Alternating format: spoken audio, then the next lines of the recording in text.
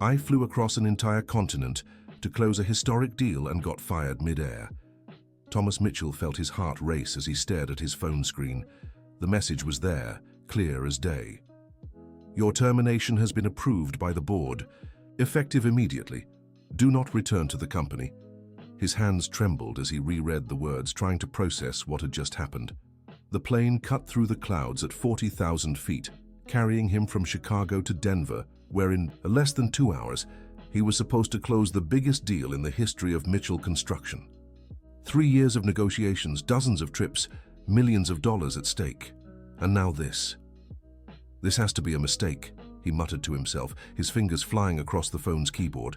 He called Richard Cooper, his director. Voicemail. He tried Rebecca from HR, voicemail again. Panic began to tighten his chest when he realized all the company's numbers were blocked for him. The flight attendant approached with a professional smile. Sir, you'll need to turn off your device. We're entering a zone of turbulence. Thomas barely managed to respond, still in shock. How could they do this to him now? The deal with the Rocky Mountain Group represented a $2 billion residential complex. His project, his life's work. He tried to steady himself, taking deep breaths. Maybe it was just a misunderstanding. After all, he was the only one who knew all. The technical details of the project. Without him, the company couldn't close the deal. But a cruel voice in his mind whispered that maybe that was exactly the plan. 2 hours earlier, Thomas had boarded at Midway Airport with the confidence of a man who knew his life was about to change forever. 15 years at American Development Corp., climbing the ladder step by step, sacrificing weekends with his family, missing his kids' birthdays, all for this moment. The Green City Rockies project was supposed to be his legacy, a sustainable development that respected the environment, created thousands of jobs, and cemented his name in the history of U.S. construction. More importantly, it would secure his retirement and his children's future. Jennifer, his wife, had prepared a special dinner for his return. Their kids, 17-year-old Tyler and 15-year-old Emma, had promised to stay up late to celebrate the contract that would change their lives. Now, staring out the plane window at the endless white clouds, Thomas wondered if he'd see his family again as a successful man or just another unemployed casualty of the crisis. The turbulence shook the plane violently, and Thomas gripped the armrests. His stomach churned, though he wasn't sure if it was from the plane's movement or his situation. He closed his eyes and tried to think, who could have orchestrated his firing? The answer came quickly. Andrew Harrison, the company's VP. For months, Andrew had been questioning the costs of Green City Rockies, pushing for cheaper alternatives, for that would gut the project's sustainability. Thomas had always known Andrew saw him as a threat. If the project succeeded, Thomas would likely be promoted, maybe even take Andrew's place. But not like this, he whispered, shaking his head. Not hours before closing. His phone buzzed again, a text from an unknown number. Know that your family is safe, for now. Thomas's blood ran cold. His hands shook so badly he nearly dropped the phone. This wasn't just a firing, it was something much worse. He immediately called Jennifer. The phone rang several times before she answered, and when he finally heard her voice, Thomas nearly cried with relief. Sweetheart, where are you? She asked, trying to keep her voice calm. At home? Why? Shouldn't you be flying right now? Listen carefully. Take the kids, leave the house, and go to your mother's now. Thomas, you're scaring me. What's going on? I can't explain over the phone, but trust me. Go to your mother's and stay there until I get back. Jennifer had known. Her husband for 20 years. She could tell when something was really wrong. Okay, but promise you'll call as soon as you can explain. I promise. I love you. Thomas hung up and immediately called Michael, his lawyer and best friend since college. Michael answered on the second ring. Man, what a miracle! Shouldn't you be in the air? Michael, I need your help. Something really serious is happening. Thomas quickly told him about the firing and the threatening message. Michael listened, in silence, and Thomas could almost hear his friend's mind working. Thomas, this goes way beyond a corporate dispute. If someone's threatening your family, we're talking about a crime. I need you to do exactly what I say. Go on. When you land in Denver, don't go straight to the hotel. Head to the nearest police station from the airport and file a report about the threats. Save all the messages as evidence. But what about the deal? If I don't show up to the meeting? Thomas, if your theory's right and Andrew set this up, he already has a plan to take over the meeting. The deal might be lost either way. The weight of Michael's words hit Thomas like a punch to the gut. 3 years of work possibly gone. His career destroyed, his family in danger. One more thing, Michael said. I'll hire a private investigator to look into Andrew. If he's behind this, we'll find out. Dear listener, if you're enjoying the story, take a moment to like and especially subscribe to the channel. It really helps us who are just starting out. Now continuing. The plane began its descent, and Thomas looked out the window at the vast green expanse of the Rocky Mountain forests. Under different circumstances, the view would have enchanted him. Now it only deepened his sense of isolation and vulnerability. The flight attendant announced they'd be landing in Denver in 15 minutes. Thomas checked his phone again. 16 missed calls from company numbers. Oddly, none from Andrew. A new message arrived. The deal will close today, but not by you. Thanks for all the prep work. Thomas recognized the number. It was Andrew's. His breath grew heavy. Anger began to replace fear. Andrew hadn't just fired him, he was mocking him, thanking him for work that would be stolen. Thomas typed a reply, "You'll regret this." The response came immediately, "I don't think so. In fact, I suggest you skip the meeting. It would be uncomfortable for everyone." The plane hit the ground with a jolt that made Thomas feel like his whole life was crumbling. As he waited in line to disembark, his phone rang. It was a Denver number he didn't recognize. "Hello, Mr. Thomas Mitchell." "Yes, who's speaking?" "Daniel Johnson from the Rocky Mountain Group." "Sir, we need to talk urgently." "There's something you need to know about your colleague, Andrew Harrison." Thomas's heart raced again. "What do you mean?" "I can't say over the phone. Can you come to our office?" "It's about the deal, but also other things we've uncovered." Thomas glanced around the airport, trying to process yet another twist. "I'm leaving the airport now. Can you give me the address?" "Even better. I'll send my driver to pick you up. Look for a sign with your name at the exit." The call ended, leaving Thomas even more confused. What had the Rocky Mountain Group discovered about Andrew? And why did Daniel Johnson seem to be on his side? At the airport exit, Thomas saw a middle-aged man holding a sign with his name. The man approached with a kind smile. "Mr. Mitchell, I'm Robert, Mr. Daniels. Driver? He's very eager to speak with you." During the ride through the streets of Denver, Thomas tried to gather his thoughts. In just a few hours, his life had been turned upside down.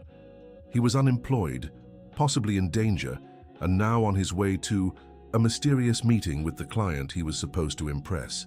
The Rocky Mountain Group's office was in a modern building downtown. Daniel Johnson was a man in his 60s, with graying hair and sharp eyes that seemed to see right through people. "Mr. Mitchell, please have a seat. Would you like some coffee?"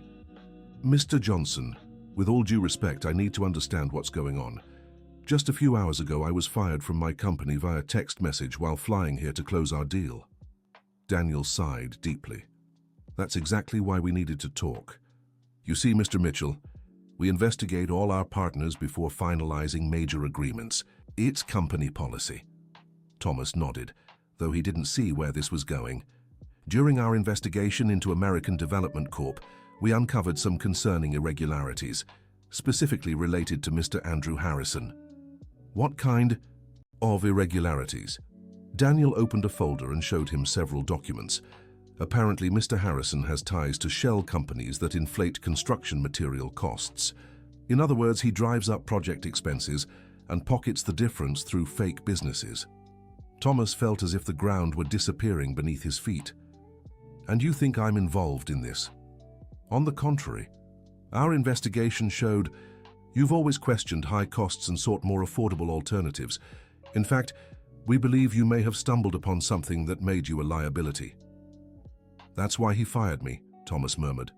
"Exactly. But there's a problem. The contract is under American Development Corp's name, and technically Mr. Harrison has the authority to sign it." Thomas stood and began pacing the room, So he won, he got rid of me and will still close the deal. Not necessarily, Daniel said with a smile. You see, we only do business with honest people. If we find out someone's involved in corruption, we cancel any agreement. But do you have concrete proof against Andrew? Some, but not enough for a formal accusation. We'd need someone from inside the company to help gather more evidence. Thomas stopped pacing and stared at Daniel. You're asking me to spy on my former company? I'm offering you a chance to do the right thing, and of course, if we prove Andrew's corruption, the deal would be cancelled. Then, we could renegotiate directly with you, if you decide to start your own firm. The offer was tempting, but Thomas knew accepting it meant declaring open war against Andrew, a man who had already shown he was willing to threaten his family. I need to think about this, Thomas said. Of course, but we don't have much time. Andrew will be here in 2 hours for the meeting. If we sign the contract today, it'll be much harder to cancel later. Thomas took Daniel's card and promised an answer within an hour. Leaving the building, he felt the weight of the decision on his shoulders. He could simply return to Chicago, find another job, and try to rebuild his life in peace. Or he could fight, risking everything, including his family's safety. He sat on a bench in the plaza outside the building and called Michael. How was the meeting? The lawyer asked. Thomas told him everything. Michael listened in silence before responding. Thomas, this is very dangerous. If Andrew finds out you're helping investigate him, the threats could become real. But it's my only chance to get revenge and still save my career, or to completely destroy your life and put your family in real danger. Thomas knew Michael was right, but something inside him refused to accept defeat. He had worked too hard, sacrificed too much to simply give up. Michael, I'm going to accept Daniel's offer. Thomas, think carefully. I already have. Andrew thought he could destroy me and steal my work. I'll show him how wrong he was. He hung up before Michael could dissuade him. He returned to Daniel's office with a determination he hadn't felt in hours. I'll help you, he said as soon as he entered the room. Daniel smiled. Excellent, then let's get to work. Over the next hour, Daniel explained the plan. Thomas would pretend to return to the company, show up at the meeting as if nothing had happened, and try to provoke Andrew into confessing something incriminating. The office would be equipped with hidden microphones to record everything. What if Andrew realizes it's a trap? Thomas asked. That's why you need to be convincing. Pretend the firing was a misunderstanding that's been resolved. Act like you're there to work normally. Thomas nodded, though his stomach twisted with nerves. He had gone from despair to hope, and now back to terror. 20 minutes before the meeting, Thomas was hidden in a room adjacent to the conference room listening through a small earpiece. Andrew had arrived and was talking to Daniel about contract details. As you can see, Mr. Johnson, all the numbers have been carefully calculated to ensure maximum efficiency, Andrew said in his usual controlled tone. Yes, but some of these costs seem high. For example, these finishing materials. Couldn't they be replaced with more economical alternatives? Thomas heard Andrew hesitate for a moment. Well, these materials are essential to maintain the quality standards we promised. Interesting. Your colleague Thomas always mentioned cheaper alternatives for these same materials. Thomas, Andrew's voice shifted. I'm afraid Thomas is no longer part of our team. There were some disagreements about the project's direction. What a shame, he seemed very dedicated. Yes, but sometimes dedication can lead to questionable decisions. Thomas felt anger boiling inside him. Andrew was trying to tarnish his reputation even after firing him. It was time to make his entrance. Thomas opened the conference room door with all the confidence he could muster. Sorry I'm late, gentlemen. The traffic was terrible. Andrew's face lost all color. He stood up from his chair as if he'd seen a ghost. Thomas, what? How did I what? Thomas asked, feigning confusion. Didn't you expect me to arrive on time for our most important meeting? Daniel, playing his part perfectly, extended his hand. Mr. Mitchell, so good to see you. Andrew was just telling me about some team changes. Changes? Thomas looked at Andrew with an innocent expression. Andrew, what were you talking about? Andrew stammered for a few seconds before speaking. There was a misunderstanding. Did you get any strange messages today? Oh, that message about being fired? Thomas laughed loudly. I thought it was one of your jokes. A very funny one, by the way. A joke? Of course. Who fires someone by text just hours before the most important meeting of their career? That would be insane. Thomas saw sweat forming on Andrew's forehead. The man was clearly desperate, trying to figure out how Thomas was still there. Well, shall we begin? Daniel said. I have some questions about the project costs. For the next 40 minutes, Thomas answered all the technical questions with precision, while Andrew grew increasingly silent and agitated. Every time Daniel questioned a high cost, Thomas offered cheaper alternatives, making it clear Andrew had inflated the numbers. Interesting, said Daniel. Andrew, why weren't these costs optimized as Thomas is suggesting? Well, I believed maintaining quality was more important than saving a few dollars. A few dollars? Thomas pulled up the spreadsheet on his laptop. We're talking about nearly $300,000 in overbilling just for the finishing materials. The silence in the room was deafening. Andrew glared at Thomas as if he wanted to kill him with his eyes. Perhaps we can discuss these optimizations later, said Andrew, trying to regain control. Actually, said Daniel, I'd like to understand these discrepancies better before signing anything. Mr. Mitchell, would it be possible to see the original cost calculations? Thomas smiled. Of course, I have everything right here on my laptop. Thomas, Andrew's voice came out like a growl. Can we speak privately for a moment? Certainly. Excuse me, Mr. Johnson. The two left the room, and Andrew immediately grabbed Thomas's arm. What the hell are you doing? You're fired. By whom? You don't have the authority to fire me, Andrew. Who signed the termination papers? Andrew hesitated. Thomas realized he'd hit a nerve. You faked the termination, didn't you? Thomas continued. Sent that message thinking I'd just accept it and go home. Listen, Thomas, you don't understand the situation you're stepping into. I'm stepping into it. I'm the lead architect of this project. You're the one meddling where you weren't invited. The project is mine now, and if you try to sabotage, me, your family will pay for it. Thomas felt his blood boil. It was the first time Andrew had openly threatened him. Are you threatening me? I'm warning you. There are bigger forces involved in this project than you can imagine. Accept your termination and leave while you still can. And if I don't? Andrew stepped closer, lowering his voice. Then you'll find out corruption is just the tip of the iceberg. There are very powerful people who don't like being crossed. What people? People who make family threats look like child's play. Thomas felt a chill, but didn't. Back down. You're bluffing. Am I? Then why don't you go back in there and tell Daniel about our conversation? Let's see what happens. Thomas realized he was at a crossroads. He could return and expose Andrew completely, but that would mean starting a war he might not win. Or he could accept defeat and try to protect his family. I need time to think, said Thomas. You have 5 minutes. Either go back in there and pretend you're sick, or I'll tell Daniel you're under investigation for professional misconduct. That's a lie. Is it? And who'll believe you after I show the emails you sent questioning the companies? Ethics? Thomas realized Andrew had prepared a far more elaborate plan than he'd imagined. Every move had been anticipated.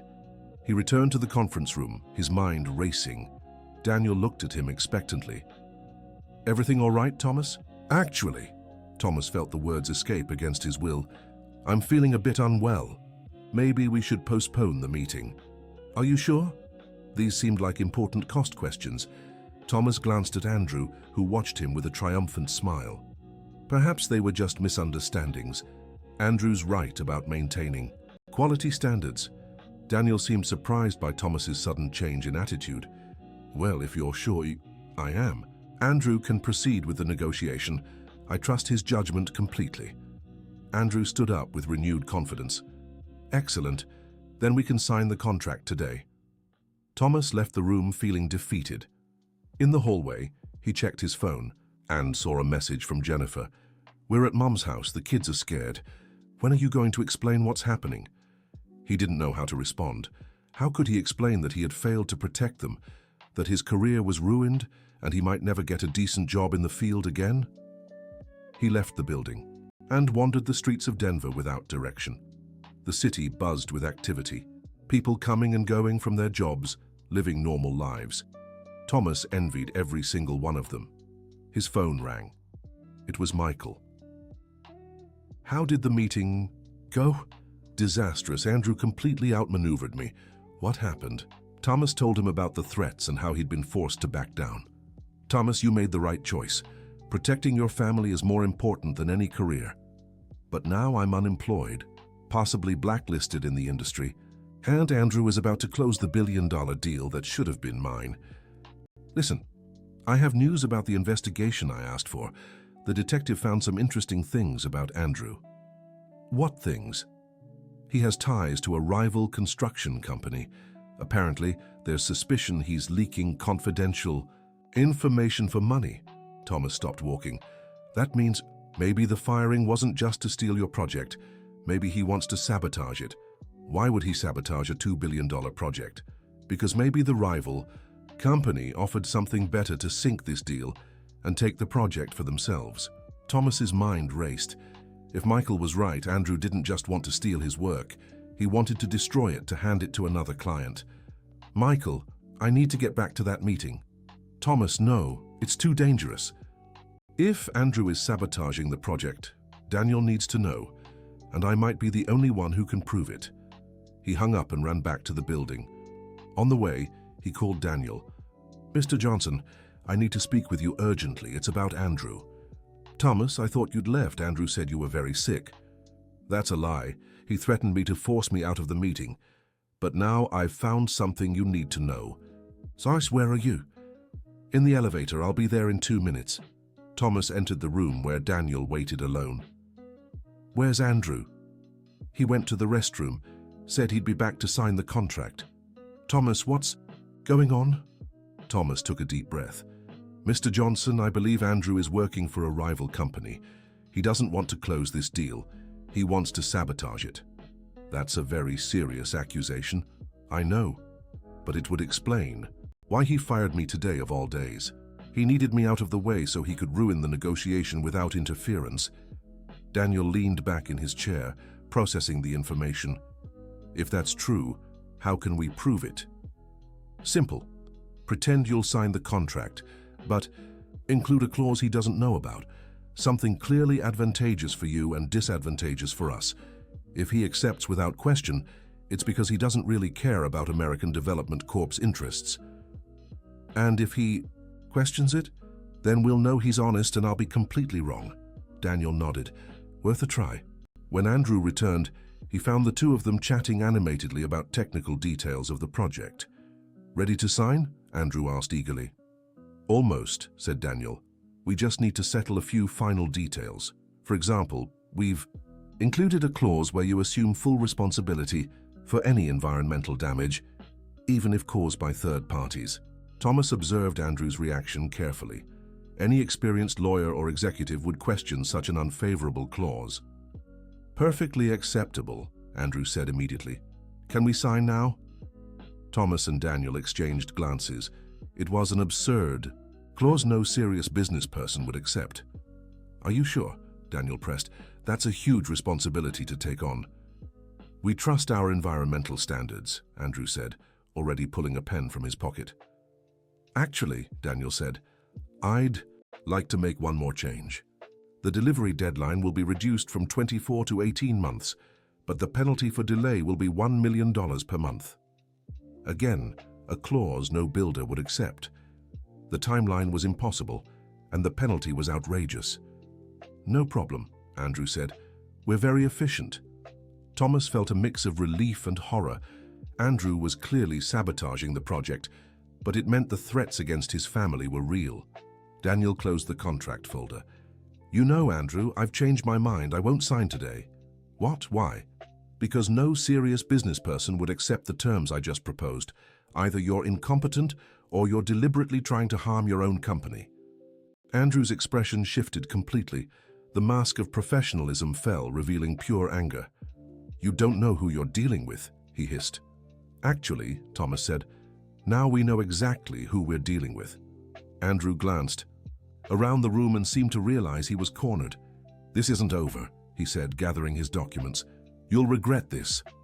He stormed out, slamming the door. Thomas and Daniel sat in silence for a moment. "Well," Daniel finally said, "it seems you were right." "Unfortunately." "Thomas, I'd like to make a proposal. How about we start fresh negotiations? This time, directly with you." Thomas's heart raced. "But I don't have my own company." "Not yet, but we can wait while you sort that out. The project is too good to waste because of a saboteur." It was the opportunity Thomas never imagined he'd have. But accepting it meant declaring war on Andrew and whoever was behind him. "Mr. Johnson, I need to be honest. Accepting your proposal could be dangerous for all of us. Andrew clearly has powerful connections." "Thomas, I'm 63 and have faced many powerful people. I won't let my company be manipulated by corrupt individuals. What if they go after your family?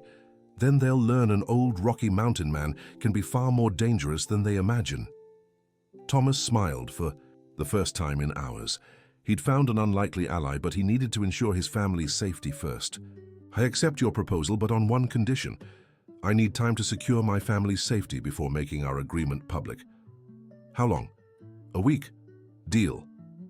Thomas left the office with renewed hope, but also the awareness that the coming days would be the most dangerous of his life. Dear listener, if you're enjoying the story, please take a moment to like and subscribe to the channel. It helps us newcomers a lot. Now, continuing. At the hotel, Thomas called Jennifer and explained the real situation. She listened silently, processing the gravity of it all. "So you're going to stand up to these people?" she finally asked. "I am, but first, I'll make sure you're all safe." "Thomas, we don't want you to give up your dreams because of us, and I don't want my dreams to put you in danger. Then find a way to have both." Jennifer's wisdom always amazed him. She was right. "I needed to find a way to defeat Andrew without putting my family at risk." The next morning, Thomas called Michael and asked him to hire security for Jennifer and the kids. "This will cost a lot," the lawyer warned. "I'll use the family savings." "It's an investment in our safety. And if it doesn't work, if you can't close the new deal, then at least I tried. I'd rather go broke trying than spend my life hiding." Michael sighed. "All right, I'll arrange the security. But I'll also speed up the investigation into Andrew. If he has weaknesses, we'll find them." Over the next few days, Thomas worked tirelessly to set up his own company. Starting a construction firm from scratch would normally take time, but with the prospect of the billion-dollar contract, he managed to fast-track everything. Meanwhile, Michael uncovered more troubling information about Andrew. Apparently, he was connected to a corruption network involving several companies in the industry. American Development Corp was just one of his fronts. "Thomas," Michael said during a call, "this is bigger than we thought. We're talking about an operation moving hundreds of millions in fraudulent contracts. Is Andrew the head of the operation?" "No. He's just a pawn. The real boss is someone much more powerful." "Who?" "We're still investigating, but we have leads pointing to someone with major political connections." Thomas felt the weight of responsibility grow. He wasn't just fighting Andrew. He was up against a much larger scheme. On the fourth day, he got an unexpected call. It was Rebecca from HR at American Development Corp. "Thomas, I need to talk to you urgently." "Rebecca, how did you get my number?" "That doesn't matter now, you're in danger. Andrew found out you haven't given up and he's planning something against you." "What kind of thing?" "I can't talk over the phone. Can you meet me tonight? I know a safe place." Thomas hesitated. It could be a trap, but Rebecca had always been honest with him. "Where?" She gave him the address of a cafe in downtown Denver. Thomas arrived 20 minutes early to check for anything suspicious. The place seemed safe. Rebecca showed up right on time, glancing around nervously before sitting down. "Thomas, thank you for coming. I know you must be unsure who to trust." "A little. You need to know that your termination was never official. Andrew forged the paperwork. I suspected as much. But there's more. He also forged your signature on some incriminating documents." Thomas's blood ran cold. "What kind of documents?" "Overpriced supplier contracts. He made it look like you were part of the corruption scheme." That's impossible. I never signed anything like that. I know, but the signatures are convincing. If he presents those documents, you'll be charged with corruption. Thomas leaned back in his chair, feeling the weight of yet another betrayal. Why are you telling me this? Because I've always respected your work, and because Andrew is forging documents about me and other employees too. We're all disposable to him. What do you suggest I do? We need to gather evidence against him before he uses those forgeries. I still have access to the company's systems. I can get proof of the falsified documents. And what do you get out of this? A chance to walk away with my reputation intact. And maybe a job at your new company if you're willing to hire me. Thomas considered the offer. Rebecca might be his only chance to get concrete evidence against Andrew. What do you need me to do? Keep Andrew busy while I access the files. He has a meeting tomorrow morning with the company's directors. If you show up there and demand explanations about your dismissal, he'll be distracted long enough for me to do what I need to. What if it's a trap? Then we'll both be in trouble. But it's our only chance. Thomas nodded. It was risky, but he didn't have many options. The next morning, Thomas showed up at the reception of American Development Corp as if he was still an employee. The receptionist, confused, let him through. Andrew was in the meeting room with 3 directors when Thomas walked in without knocking. Excuse the interruption, gentlemen, but I need to clarify a few things about my situation at the company. Andrew's face turned pale. Thomas, you shouldn't be here. Why not? Rebecca informed me that my dismissal was never finalized. Apparently there were some issues with the paperwork. The directors exchanged glances, confused. Andrew, one of them said, you didn't tell us about any problems with Thomas's termination documents. There are no problems, Andrew said, sweating. It was just a misunderstanding. What kind of misunderstanding? Thomas pressed. And why did you forge my signature on documents I've never seen? The silence in the room was deafening. The directors stared at Andrew, waiting for an explanation. I don't know what Thomas is talking about. Maybe he's confused because of the stress of being let go. Stress from what dismissal? Another director asked. If the paperwork wasn't finalized, he's still our employee. Thomas saw the panic in Andrew's eyes and pushed further. Gentlemen, perhaps we should review all the documents Andrew has prepared recently, especially those related to suppliers and project costs. Excellent idea, the senior director said. Andrew, can you arrange that? Of course, but it'll take a few hours to gather everything. No problem, we can wait. Thomas knew Rebecca needed that time. Now it was a matter of keeping the pressure on Andrew. For the next 3 hours, Thomas bombarded Andrew with technical questions about the project, forcing him to explain every detail of the inflated costs. The directors listened, growing more concerned by the minute. Finally, Thomas's phone buzzed, a message from Rebecca. Got everything. I have proof of the forgeries and the original documents. Gentlemen, Thomas said, I've just received information that may clarify this situation. Rebecca is bringing documents that show discrepancies in the company's records. Rebecca entered the room with a folder full of papers and a flash drive. Excuse me, gentlemen, I've brought the documents you requested. She spread the papers across the table. Thomas immediately saw the differences between the original documents and the falsified versions Andrew had created. As you can see, Rebecca explained, these are the original contracts with suppliers, and these are the altered versions that were submitted for approval. The directors examined the documents with growing horror. Andrew, the senior director said, can you explain these discrepancies? Andrew looked around the room like a cornered animal. These changes were made to protect the company from what? Thomas pressed. From saving money, from being honest with your clients. Thomas doesn't understand the complexities of the business, Andrew said, trying to defend himself. Then explain it to us, one of the directors said. Why did you alter Thomas's signatures to make it look like he approved these inflated costs? I didn't. You don't understand the pressure I'm under. What pressure? Rebecca asked. The pressure to steal money from the company. Andrew stood abruptly. Enough. You don't know what you're messing with. There are very powerful people who won't tolerate this interference. What people? The director asked. People who can shut this company down with one phone call. The director stood up as well. Andrew, you're fired, effective immediately, and we'll be contacting our lawyers to recover all the misappropriated funds. You'll regret this, Andrew said as he left the room. Thomas Mitchell felt a temporary victory, but he knew the war was far from over. In the following days, Thomas worked with the directors to calculate the losses caused by Andrew. The amount was larger than anyone had imagined, nearly $5 million in overbilling over 2 years.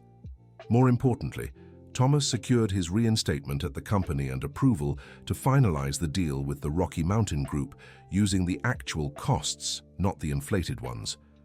But the victory was short-lived.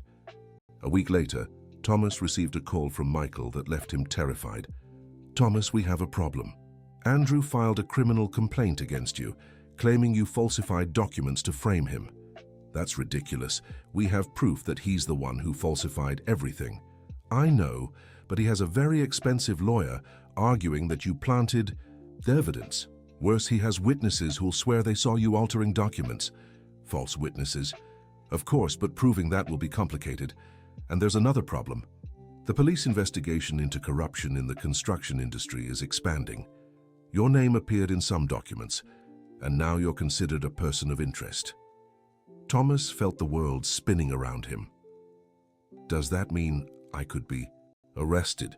It means you need a very good criminal defense attorney, and maybe we should reconsider the deal with Daniel. No, I won't back down now. Thomas, if you're indicted for corruption, no client will want to do business with you. Then I need to clear my name before that happens. How? Thomas thought for a moment. By finding out who's really behind Andrew, he said powerful people were involved. If I uncover who they are and expose the whole operation, they won't be able to use me as a scapegoat. Thomas, this is very dangerous. More dangerous than going to prison for crimes I didn't commit. Michael sighed. Fine, but you'll need professional help. I know a private investigator who specializes in financial crimes. He's expensive but very good. Hire him. Thomas, it could cost you everything you have. If I don't do this, I'll lose everything anyway. The private investigator, a former detective named James Anderson, took the case after reviewing the evidence Thomas and Rebecca had gathered. You've done good work, James said during their first meeting. But this is just the tip of the iceberg. What you've uncovered about Andrew is part of a much larger operation. How much larger? We're talking about a network involving at least 10 construction companies, several material suppliers, and possibly some public officials in charge of bidding. Thomas felt the magnitude of the problem. And I ended up in the middle of it without knowing. Exactly. You were chosen as the scapegoat because you're competent enough to give the scheme credibility, but not powerful enough to defend yourself. So how do we prove my innocence? By exposing the entire operation. But it'll be dangerous. If these people realize we're investigating, they may try to stop us. How? By any means necessary. James explained his plan. He would use his police contacts to gather information on the official investigation while Thomas and Rebecca continued collecting internal evidence. The goal was to build such a solid case that authorities would have no choice but to focus on the real culprits. But in the first week of the investigation, something happened that changed everything. Rebecca disappeared. Thomas tried to reach her for 2 days before going to James. She just vanished, Thomas said. He's not answering his phone, he's not at home, and at the company they said he resigned by email. What kind of email? Very formal, no explanations, completely different from his usual way of writing. James shook his head. They took him. Who? The people behind Andrew. Rebecca knew too much and was helping you. She became a problem. Thomas felt a chill in his stomach. Could they have done something to her? Probably not. It's more likely they gave him a choice. Disappear voluntarily or face the consequences. Does that mean my family is also in danger? It means we need to act faster. James sped up the investigation, but without Rebecca, they lost access to important company information. Worse, his absence strengthened Andrew's claim that he and Thomas had conspired together. A week later, Thomas was summoned to give a statement at the police station. He arrived with Michael and found Andrew leaving the building with a satisfied smile. "Thomas," Andrew called out. "How are you? I hope you brought a good lawyer." The officer in charge of the case, Dr. Anthony Foster, was a middle-aged man with tired eyes that had seen too much. "Mr. Thomas," he said, "I'm investigating allegations of document forgery and corruption involving your company. I need you to tell me your side of the story." Thomas recounted everything, from his fake dismissal to the discovery of Andrew's scheme. The officer listened silently, taking occasional notes. "These are very serious accusations against Mr. Andrew," he finally said. "We have proof of everything." "Yes, I saw the documents you submitted. But Mr. Andrew also provided evidence that you were involved in the scheme." "What evidence?" The officer showed several pages of documents, emails between you and suppliers discussing overbilling, signed with your name and sent from your company computer. Thomas examined the documents in horror. They were completely fake but extremely convincing. "I never sent these emails." "Can you prove that?" "How can I prove I didn't do something?" "That's exactly the problem. Without Miss Rebecca to testify on your behalf, and with him disappearing after supposedly helping you, your version is hard to believe." Thomas realized he was being carefully framed. Every move he made had been anticipated and countered. "Officer," Michael said, "my client is clearly being set up. This evidence is all circumstantial."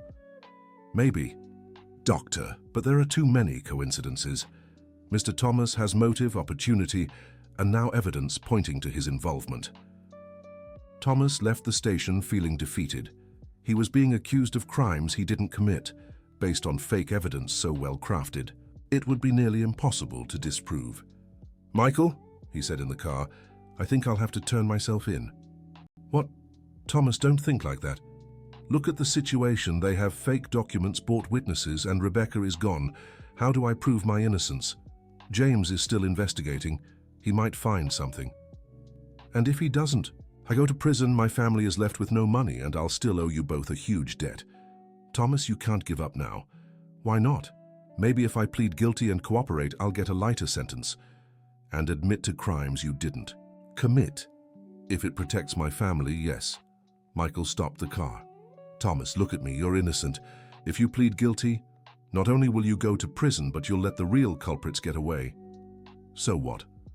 At least my family will be safe." "Will they? If you go to prison, who's going to protect them when Andrew and his bosses decide? They know too much?" Thomas hadn't thought of that. Michael was right. Giving up wouldn't guarantee your family's safety. So what do I do? You fight, and trust that the truth always comes out. That night, Thomas received an unexpected call. It was from an unknown number. "Thomas Mitchell." "Yes, my name is Mark Williams. I'm Rebecca Johnson's lawyer." Thomas nearly dropped the phone. "Is Rebecca okay? Where is she?" "She's safe, but I can't reveal her location.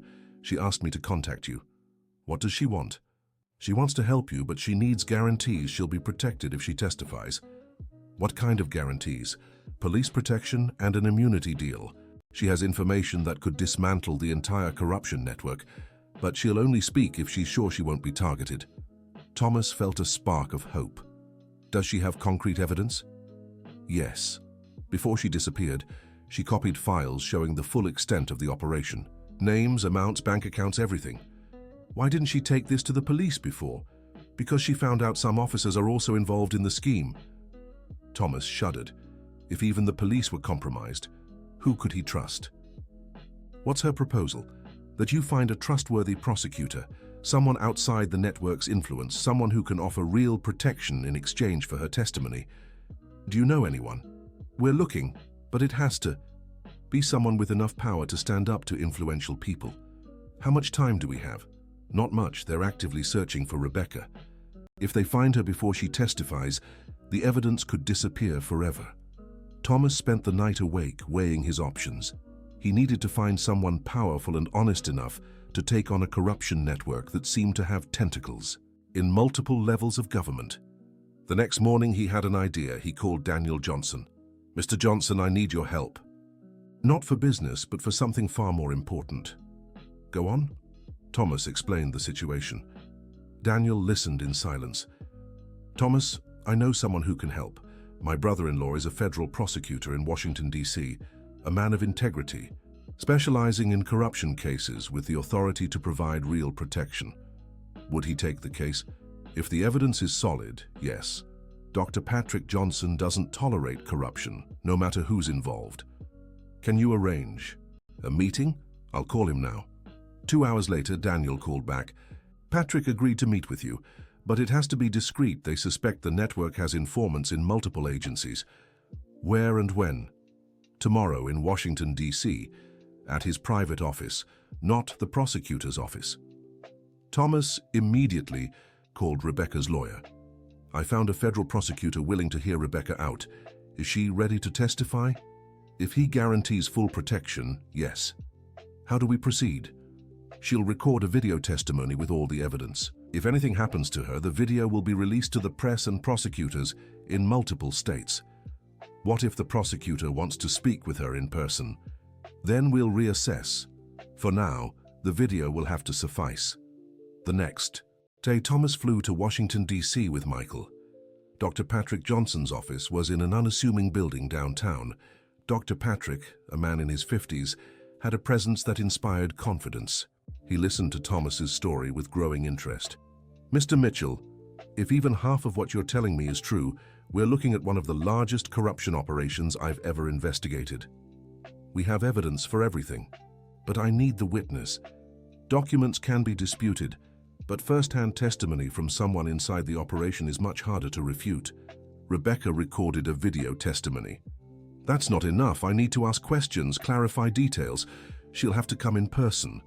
Michael intervened. Doctor, her life could be in danger. I understand, and that's why I can offer federal protection.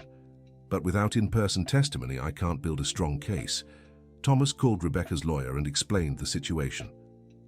She agrees, said Mark after a few minutes, but with conditions. The meeting has to be on neutral ground, with guaranteed protection and the presence of journalists as witnesses. Journalists. If anything happens to her, at least the story will be told. Dr. Patrick accepted the conditions. The meeting was scheduled for 2 days later at a hotel in Washington, D.C., with 2 nationally renowned investigative journalists in attendance. The night before the meeting, Thomas received a call that terrified him. Thomas Mitchell? The voice was distorted, clearly altered by some device. Yes, listen carefully. If your friend Rebecca shows up tomorrow, your family will pay the consequences. Who are you? Someone who can make your worries disappear permanently. What do you want? For you to convince Rebecca not to testify. In exchange, all charges against you will be dropped, and if I refuse, then tomorrow will be the last day you worry about your family. The call ended, leaving Thomas in a panic. He immediately called the security Michael had hired for Jennifer and the kids. They're fine, said the head of security, but we've noticed suspicious activity around the house where they're staying. We've increased surveillance. Thomas was facing his toughest decision yet. He could save Rebecca and possibly clear his own name, but put his family in mortal danger. Or he could protect his family and let the corrupt go unpunished. He called Michael. I can't let anything happen to Jennifer and the kids. Thomas, if you give in to threats now, you'll never have peace. They'll always have this weapon against you. But if something happens to my family, I'll never forgive myself. And if Rebecca is found and silenced because you stopped her from testifying, will you forgive yourself? Thomas realized he was trapped. Either choice would have terrible consequences for innocent people. There's a third option, said Michael. What? We move up the testimony. Instead of tomorrow, we do it today. Catch them off guard. Is that possible? I'll call Dr. Patrick. If he agrees, we can do it tonight. An hour later, Michael confirmed Dr. Patrick had agreed. The testimony would be at 10 that night in the prosecutor's own office. Thomas called Mark and explained the change. Rebecca agrees, said the lawyer. In fact, she prefers it this way. She's very shaken by the threats. At 9 that night, Thomas was in Dr. Patrick's office with Michael and the 2 journalists. At 10 sharp, Rebecca arrived with Mark and 2 bodyguards. She was visibly shaken but determined. "Dr. Patrick," she said, "I have information that will shock you." For the next 4 hours, Rebecca detailed the entire operation. Names, amounts, methods, everything. The evidence she had gathered revealed a scheme diverting over $100 million annually. "The head of the operation," she said, "isn't Andrew. He's just a middleman. The real mastermind is Frederick Spencer, owner of Spencer and Associates." Thomas knew the name. Spencer was one of the most powerful businessmen in the country, with contracts in dozens of states. He uses smaller companies like American Development Corp. to launder the stolen money, Rebecca continued. Andrew takes direct orders from him. "How does the scheme work?" asked Dr. Patrick. "Spencer identifies large public bids. Then he plants his people in smaller companies to inflate proposals. The extra money is transferred to offshore accounts through shell companies." "How many companies are involved?" "At least 15, and it's not just in construction. There are tech companies, consulting firms, even some NGOs. Dr. Patrick looked at the journalists. "Gentlemen, I hope you understand the gravity of what you're hearing." "Absolutely," said one of them. "When can we publish?" "After I have guarantees that the witnesses will be safe." At 2 in the morning, the testimony ended. Rebecca had handed over flash drives with thousands of documents, recordings of conversations, and even photos of secret meetings. "Dr. Patrick," said Thomas, "what happens now?" "Now begins the hardest part. I'll need court authorization to launch an operation of this magnitude, and I'll need federal protection for everyone involved." "How long will that take?" "If all goes well, a week.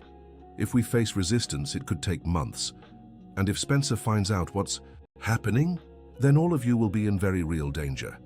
Thomas left the meeting with mixed feelings. Finally, there was a real chance to prove his innocence and expose the true culprits. But he also knew he'd become a far more valuable target to far more dangerous people. At the hotel, he called Jennifer. "How are you all?" "Fine, but the kids are asking when we can go home." "Soon, love, very soon." "Thomas, be honest with me. How dangerous is our situation?" Thomas hesitated. Jennifer deserved the truth, but he didn't want to frighten her further. "It's dangerous, but we're doing the right thing. Then we'll endure whatever's necessary." Once again, Jennifer's strength surprised him. 20 years of marriage, and she could still be his safe harbor in the worst storms. The next morning, Dr. Patrick called with troubling news.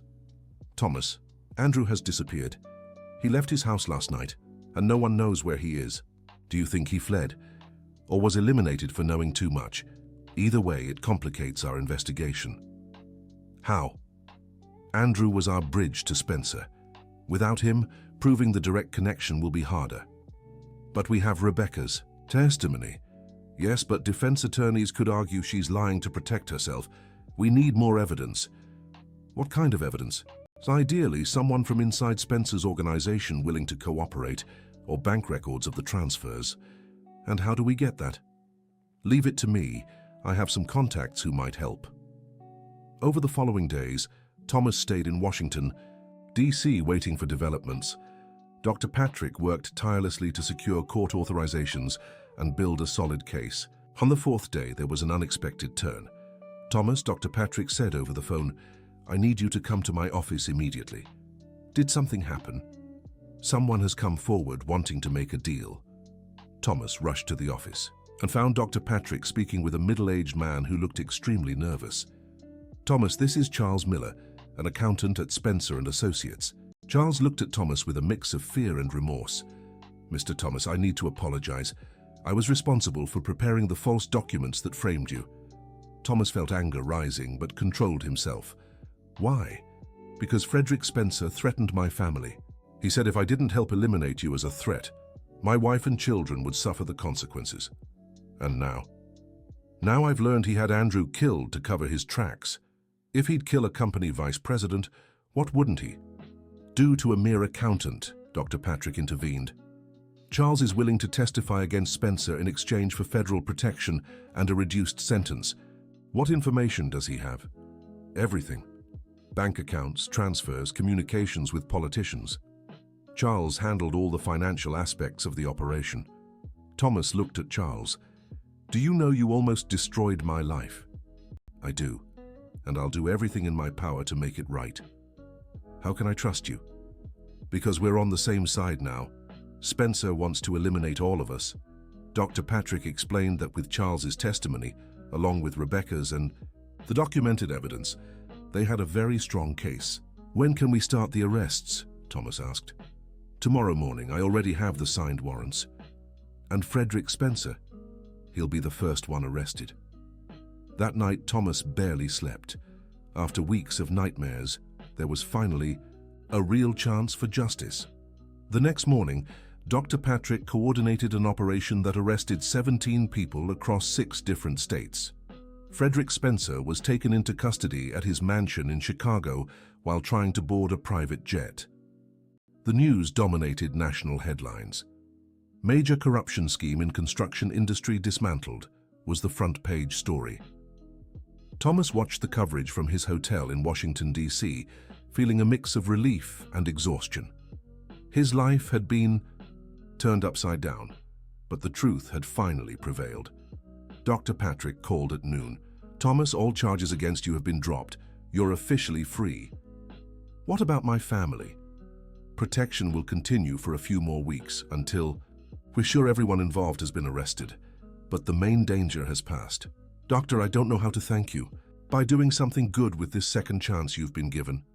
Thomas called Jennifer with tears in his eyes. It's over, love. We can go home. Thomas, her voice trembled. Is it true? It's true. Spencer's been arrested. All charges against me are gone and our family is safe. Thank God. The kids will be so happy. Jennifer, there's something I need to tell you. Daniel Johnson still wants to make a deal with me. I can start my own company and begin from scratch. Is that what you want? Yes, but this time doing everything the right way. Then that's what we'll do. A week later, Thomas was back in Chicago, signing the papers to open his own construction company. Rebecca agreed to be his first employee, and Charles, after serving a reduced sentence, would be his accountant. The deal with the Rocky Mountain Group was finalized 2 months later. The Green City Rockies project would be built exactly as Thomas had dreamed, sustainable, ethical, and beneficial to the local community. At the contract signing celebration, held in a small hall in Chicago, Thomas looked around and saw all the people who had helped him through his hardest journey. Michael, Dr. Patrick, Daniel, Rebecca, and most importantly, Jennifer and their children. Dad, said Tyler, his 17-year-old son, I'm proud of you. Why? Because you could have given up or taken the easy way out, but you chose to, fight for what was right. Emma, his 15-year-old daughter, added, and because now we know when we say our father is honest, it's the truth. Thomas felt that all the hardships, fears, and sacrifices had been worth it. Daniel approached with a glass of champagne. Thomas, one question. If you could go back in time, would you do anything differently? Thomas thought for a moment. Yes. I would have reported Andrew at the first sign of wrongdoing. Maybe that would have saved a lot of pain. And if you'd known the road would be this hard, I'd do it all the same. Because I learned I can trust my family, my true friends, and justice, even when everything seems lost. 2 years later, Mitchell Construction was thriving. The Green City Rockies project had become a sustainability benchmark in the mountain region, creating over 1,000 direct jobs and serving as a model for other developments. Thomas never had to worry about ethical dilemmas in his work again. He'd learned that doing the right thing, even when it's harder, always pays off in the end. Frederick Spencer was sentenced to 15 years in prison and ordered to repay over $50 million to public coffers. Andrew was never found, but his involvement in the scheme was fully documented during the trial. Rebecca became the financial director of Mitchell Construction and a recognized expert in construction industry compliance. Charles, after serving his sentence, opened his own financial consulting firm, specializing in detecting accounting irregularities. Dr. Patrick Johnson received a promotion and took charge of the National Task Force Against Corruption in the construction industry. The Spencer case became a landmark in the fight against corporate corruption in the United States. Most importantly for Thomas, his family remained united and stronger than ever. Tyler decided to study law, inspired by Dr. Patrick's work, while Emma chose architecture, wanting to follow in her father's footsteps. Jennifer returned to work, accepting a director position at a human resources company. "I want to help others avoid situations like the one we went through," she explained. One Sunday afternoon, 2.5 years after that fateful trip to Denver, Thomas was in his new home, designed by himself with sustainable concepts, when he received a call from Daniel. "Thomas, I have a proposal for you." "What is it?" "The Rocky Mountain State Government wants to replicate the Green City project in 5 more towns across the region. Are you interested?" Thomas looked out the window and saw Tyler playing soccer in the backyard with the neighbor's kids, Emma studying under a tree, and Jennifer watering the plants she had chosen for the garden. "Daniel, I accept, on one condition." "What's that?" "This time I won't travel on weekends. I've learned that family is more important than any project, no matter how big." "Deal." That evening, during family dinner, Thomas shared the new proposal. "Does this mean you'll become famous?" Emma asked. "I don't know if famous is the right word, but it means we'll help more people have better homes and dignified jobs." "And you'll stay honest in everything?" Tyler asked. "Always. I've learned that honesty might be hard at first, but it's always easier in the end." Jennifer smiled. "Then we're all in agreement. We'll take the project and keep being a close-knit family." "Forever," said Thomas, raising his glass of orange juice. "No matter what comes our way." "Forever," they all replied together. Outside the house, the city stretched in every direction, full of opportunities and challenges. But inside that home, there was something more valuable than any project or deal. A family that had learned facing hardships together made them all stronger. Thomas looked to the future with confidence. He had begun this journey as a desperate man on a plane, receiving a termination notice. He ended it as a successful businessman, a more present husband, and a wiser father. Life had taught him that the greatest treasures aren't in billion-dollar contracts or professional recognition. They're in the people who stand by you when all seems lost and celebrate with you when victory finally comes. And Thomas Mitchell, at 42, knew he was truly a rich man. The end of the story. Now tell us what you thought of the story and where you're watching from. If you have anything to share with us, leave your sincere thoughts in the comments. Do you think Thomas made the right decisions throughout this journey? We'd love to hear your opinion. Thank you so much for joining us. Don't forget to like, and most importantly, subscribe to the channel so you don't miss other exciting stories.